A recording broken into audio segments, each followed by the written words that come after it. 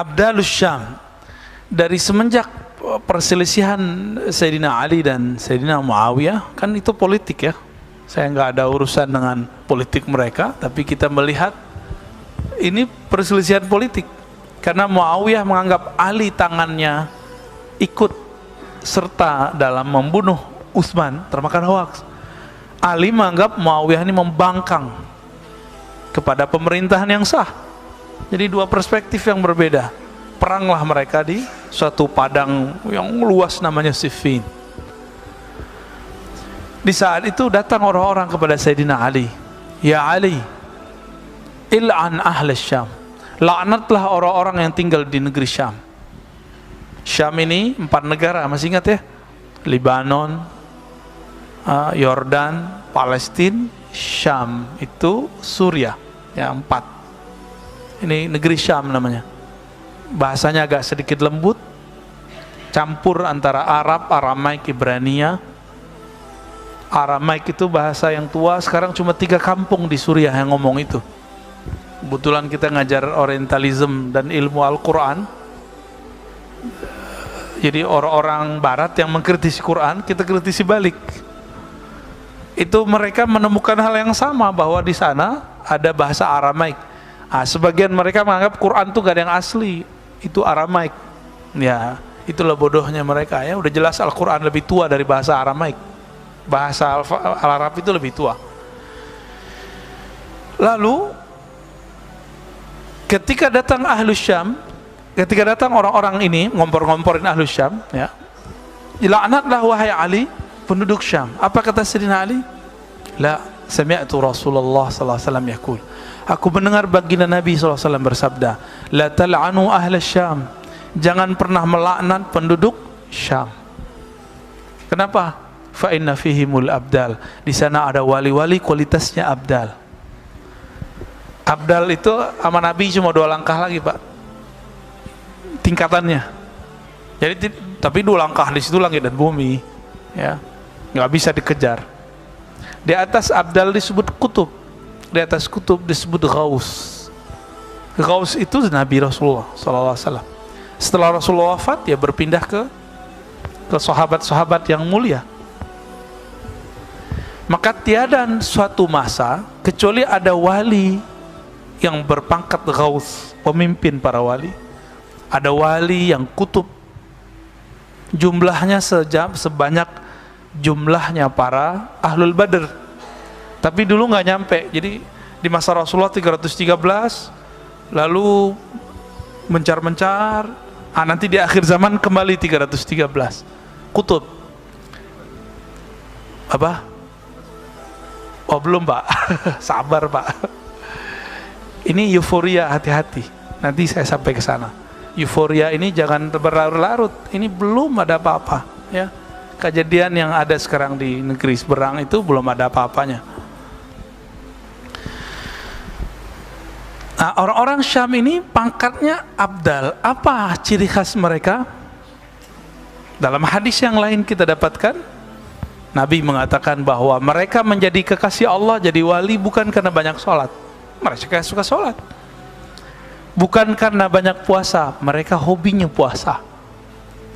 Apa penyebab mereka jadi wali? Salamati sudurihim. Kolbunya ini selamat daripada kebencian. Kita baru begini aja udah benci, ya enggak? Baru beda faham dikit udah benci. Baru beda opini masalah Taliban udah benci, ya enggak? Baru beda 0102 udah benci. Gimana mau jadi wali abdal? Ntar belum luka ini selesai udah muncul lagi 2024. Lukanya tambah banyak. Jadi salamatus sadar ini kalau boleh disebut, dia nggak pernah terluka hatinya dalam pengertian dendam kebencian. Tersinggung sih boleh, tapi benci nggak boleh. Tersinggung manusiawi nggak? Tapi menyimpan dendam tuh nggak boleh. Apalagi menyimpan kebencian yang ujungnya suka melaknat. Ujungnya suka melaknat. Ada seorang kekasih Allah lagi ngajar Al-Quran. Dia negerinya sedang dibombardir oleh para pemberontak. Datang dari berbagai negeri karena termakan hoax. namanya Syekh Al-Buti, wali abdal itu Pak. Lagi ngajar Quran, dibom, nggak mati, ditembak. Itu Syekh Al-Buti. Beliau berceramah mempertahankan negerinya, nggak disukai oleh para pemberontak. Para pemberontak menginginkan yang lain. Ini kayak gini nih, ini negeri kita Indonesia, oke? Sekarang ada orang yang katanya berjihad ingin menghancurkan Indonesia. Gimana Pak? Mana yang disebut jihad? Saya yang jihad atau dia yang jihad? Kita yang mempertahankan negeri dia atau mereka yang memberontak?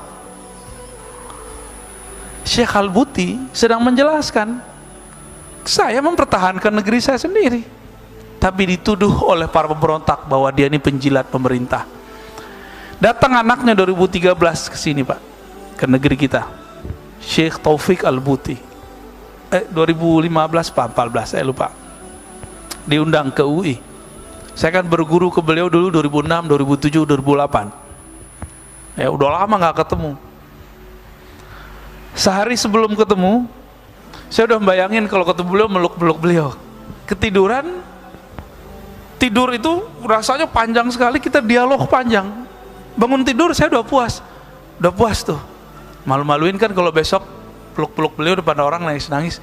Bener, besok bukan saya yang meluk-meluk beliau, itu jamaah datang meluk, semuanya pada histeris melihat anak dari seorang wali abdal masih hidup. Gurunya, ayahnya itu dibom lagi ngaji, cuma karena beda opini politik. Enak kan tinggal di Indonesia Pak, beda opini politik santai aja, kayak Pak Mirwan masih hidup aja kan. Enak Pak tinggal di negeri kita, beda opini politik selama tidak menghujat, mencaci maki, itu dibiarin. Beda aja suka-suka, ya nggak?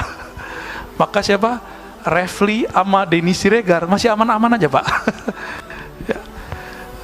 Itu opini, biasa aja orang beropini, ya nggak usah kita terlalu serius.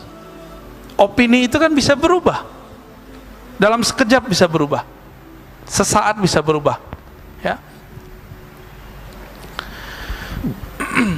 Nah, orang-orang Syam ini punya karakter itu, salamatus sadr. Apa arti salamatus sadr tadi? Tidak menyimpan kebencian dan dendam. Mau jadi wali nggak Pak? Mau? Masa nggak mau jadi waliullah sih? Waliullah itu kekasih Allah, gampang toh. Pilihannya dua aja, kekasih Allah, kekasih setan. Pilih mana? Allah. Kekasih Allah di kolbunya tersimpan Rahman, Rahim, Rahman, Rahim. Karena ayat di Quran dibuka semuanya dengan Bismillahirrahmanirrahim. Hatta surat Taubah ditutup dengan Raufun Rahim.